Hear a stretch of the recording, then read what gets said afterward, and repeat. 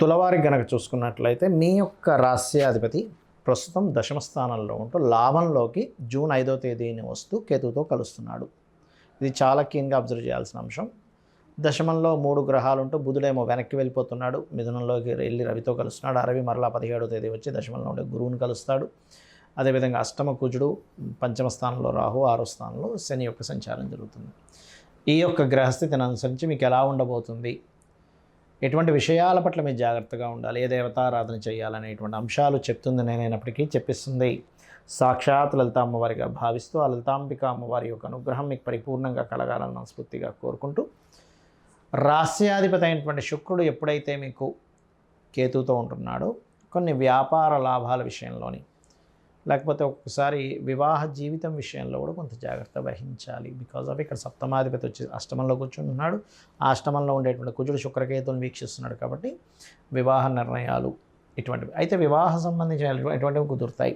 Government employees, లేకపోతే medical రంగాల్లో ఉండేటువంటి వారు, ఫ్యాషన్ రంగాల్లో ఉండేటువంటి వారితో ఎక్కువగా కుదురుతాయి ఇప్పుడు చూసుకున్నట్లయితే సంబంధాలు కుదరడం కూడా.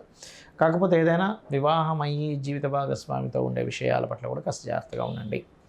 అలాగే మరొక విషయం ఏంటంటే ఇక్కడ గమనించినట్లయితే ఈ యొక్క గురుగ్రహం ఏదైతే ఉందో, గురువు 3వ అధిపతి దశమ స్థానంలో ఉంటూ ఎప్పుడైతే ఈ శుభగ్రహాలతో కూడా ఉన్నాడో, ఇక్కడ ఏంటంటే కొంచెం మీ యొక్క సంతానాన్ని విదేశాలకు పంపించాలనే ప్రయత్నం ఫలిస్తుంది చెప్పాలంటే. అది కాకుండా దశమంలో 3 గ్రహాలు 5వ తేదీ వరకు కలిసి ఉంటున్నాయి. కాబట్టి మీరు ఏదైనా ఉద్యోగం విషయంలో నిర్ణయం తీసుకోవాలి, ఉద్యోగంలో ఎదుగుదల కోసం చేసే ప్రయత్నం 5వ తేదీ లోపల మీరు చక్కగా సఫలీకృతం అవుతుంది. లేదంటే 17వ తేదీ నుంచి రవచ్చి కలుస్తాడు కాబట్టి అక్కడి నుంచి కూడా కొంతవరకు బాగుంది. కాకపోతే ఉద్యోగంలో కొన్ని మార్పులు కూడా మీకు కనబడుతున్నాయి.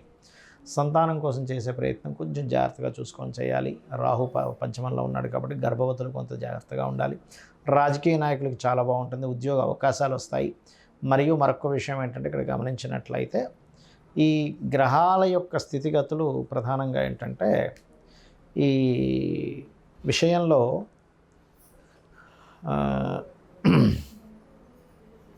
గమనించుకున్నట్లయితే ప్లానటరీ పొజిషన్స్ ఏవైతే ఉంటాయో వీటిల్లో మీకు ఫైనాన్షియల్గా కానీ మీ ఆలోచన విధానంలో కానీ పాజిటివ్గా రావాలి ఫలితాలంటే మీరు నవగ్రహాల్లో కేతువు, కుజుడు, రాహువు ఈ 3 గ్రహాల దగ్గర దీపారాధన చేయండి. దాని ద్వారా ఎటువంటి యాక్సిడెంట్స్ కానీ నష్టాలు కానీ జరగకుండా మీకు ఉంటాయి. జ్యోతిష్శాస్త్రంలో గ్రహాలు ఒక్కొక్క గ్రహానికి ఒక్కొక్క పోర్ట్ఫోలియో ఉంటుంది, ఒక్కొక్క తత్వం ఉంటుంది. మీ లగ్నం నుంచి గ్రహాలు 9 గ్రహాలు 12 రాసుల్లో ఒక్కొక్క భావాధిపతి ఎక్కడున్నాడు దానికి సంబంధించిన అనాలిసిస్ అనేది ఉంటుంది. అంటే మీరు ఉదాహరణకి ఎంతో కష్టపడుతున్నామండి, అసలు డబ్బులు రావట్లేదు, ఏంటో అర్థం కావట్లేదు, ఏమిటో అర్థం కావట్లేదు అని సతమతం అవుతుంటారు. మీరు ఉండవలసినటువంటి మీ జాతక చక్రంలో ఏదైతే వేటి మూలంగా ధనయోగం ఉందో ఆ యొక్క ధనయోగ సంబంధించిన ప్రయత్నం చేయకుండా మీరు ఇంకో ఎన్ని మార్గాల్లో ప్రయత్నం చేసినా ఉండదు. ఎందుకంటే ఉదాహరణకి తూర్పుకు వెళ్తే పలానా దేశం వస్తుంది, లేదా పలానా ప్లేస్లోకి వెళ్తాము. తూర్పు వదిలిపెట్టేసి తూర్పు అనే వైపే వెళ్లకుండా మీరు పడమర వైపు ప్రయాణం చేస్తున్నారు. ఎలా వస్తుంది ఆ ప్రదేశం, ఎలా అయితే చేరుకోలేరో అదేవిధంగా జన్మజాతకంలో మీకు ధనాన్ని ఇచ్చే గ్రహం ఏదో పట్టుకోగలగాలి. ఏ మార్గంలో ధనం ఉంది, మిమ్మల్ని మీరు ప్రమోట్ చేసుకోవడం ద్వారా, ఇప్పుడు సినిమా యాక్టర్స్ ఉంటారు, మిమ్మల్ని మీరు ప్రమోట్ చేసుకోవడం ద్వారా ధనయోగం అన్నమాట అది. అలా కాకుండా కొంతమంది చిట్ ఫండ్స్ నడుపుతూ ఉంటారు, లేదా కుటుంబ సభ్యులు అందరూ కలిసి చేసేటువంటి పనులు కొన్ని ఉంటాయి. అందరూ కుటుంబ సభ్యులే అందులో పార్ట్నర్స్ అవుతూ ఉంటారు. ఆ రకంగా ఉందా? లేకపోతే ఫుడ్ రిలేటెడ్, అంటే చంద్రుడు ఇస్తున్నాడు మీకు ధనయోగాన్ని, అప్పుడు ఫుడ్. చంద్రుడు శుక్రుడు కలిసి వస్తున్నారు, అప్పుడు ట్రాన్స్పోర్టేషన్. అంటే ఒక క్యాబ్ నడుపుతున్నామా, లేకపోతే 4 కార్లు కొనుక్కొని ట్రావెలింగ్కి పెట్టామా, లేకపోతే ఒక బస్సు పెట్టామా. ఆ బస్సులో కూడా కొంతమంది ఏంటి, మేము పర్టికులర్గా ఈ పుణ్యక్షేత్రాలకు అది బస్సు పెడుతుంటామండి అంటారు. అలాంటి వారికి శుక్రుడు, గురువు, కేతు కనెక్టివిటీస్ కూడా ఉంటాయి. అంటే ఇక్కడ ఏంటి, ఒక్కొక్క గ్రహానికి ఒక్కొక్క కారకత్వం ఉంది. ఆ కారకత్వం బట్టి మీకు ధనాన్ని ఇస్తుంది. ఆ యోగం ఉంది మీకు. మీకు పలానా బ్యాంకులో అకౌంట్ ఉన్నప్పుడు, పలానా చెక్ బుక్ ఉన్నప్పుడు ఆ చెక్ బుక్ ఆ బ్యాంకులోనే ఎలా చెల్లుతుందో మీకున్నటువంటి యోగము వలన ఎందులో అయితే యోగం ఉందో అందులోనే వస్తుంది. మరి మీరు అనొచ్చు ఏమండి, కొంతమందికి రకరకాల మార్గాల్లో వస్తుంది అంటే మల్టిపుల్ ధనయోగ అంటారు దాన్ని.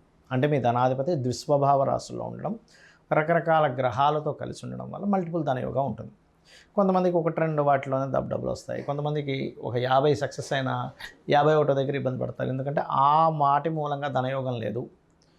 మరియు ఆ సమయంలో పర్టికులర్గా ఆ యొక్క వ్యాపారాలు చేయడం మూలంగా వాళ్ళకి ధనహీనత యోగం ఏర్పడింది. దానివల్ల ఇబ్బంది పడడం ఇవన్నీ కూడా ఉంటాయి.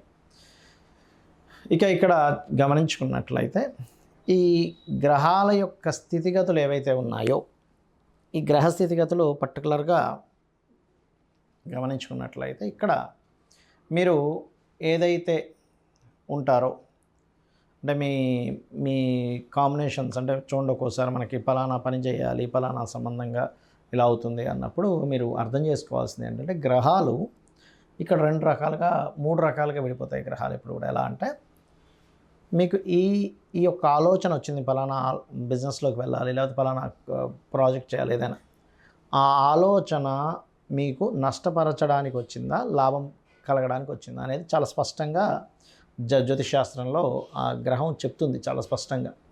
అంటే చిన్న ఎగ్జాంపుల్ చెప్తా చూడండి. ఒక వ్యక్తి ట్రాన్స్పోర్టేషన్ పెడదాం అనుకున్నాడు. శుక్రుడు అంతర్దశ, శుక్రుడు మహాదశ. అవునండి, శుక్రుడు కాబట్టి వాహనాలు కాబట్టి నాకు ఆలోచన వచ్చింది, నేను సక్సెస్ అయిపోతానా? కాదు. ఆ శుక్రుడు ఎలా ఉన్నాడు కండిషన్, శుక్రుడి యొక్క కండిషన్ బాగుందనుకోండి, నిజంగానే మీకు అందులో లక్షలు కోట్లు సంపాదిస్తారు.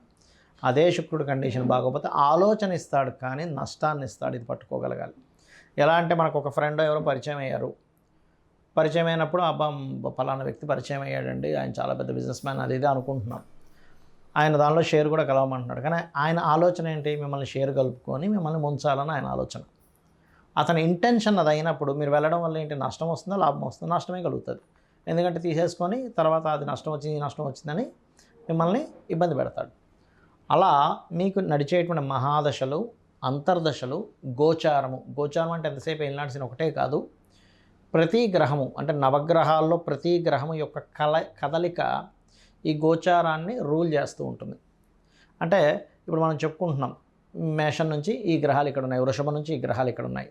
ఆ గ్రహం యొక్క ఎనర్జీ ఎలా ఉంది, ఆ ఎనర్జీ వల్ల మీకు ఎటువంటి ఫలితాలు వస్తున్నాయి అనేటువంటిది గోచారం రూల్ చేస్తూ ఉంటుంది. గోచారం మీకు చూపిస్తూ ఉంటుంది. అందుకే మనం ఈ గోచార ఫలితాలు చెప్పుకుంటున్నాం. అంటే కాలము ఇలా ఉంది, ఇలా కాలం ఉంది కాబట్టి నువ్వు ఇలా ముందుకు వెళ్తూ ఉండు, కాలంలో ఇలా ఉన్నాయి పరిస్థితులు, నీకు ధనపరంగా ఇలా ఉన్నాయి, కుటుంబపరంగా ఇలా ఉంది, గృహపరంగా ఇలా ఉంది, ఉద్యోగపరంగా ఇలా ఉంది అనేటువంటి చెప్పేదే గోచార ఫలితాలు.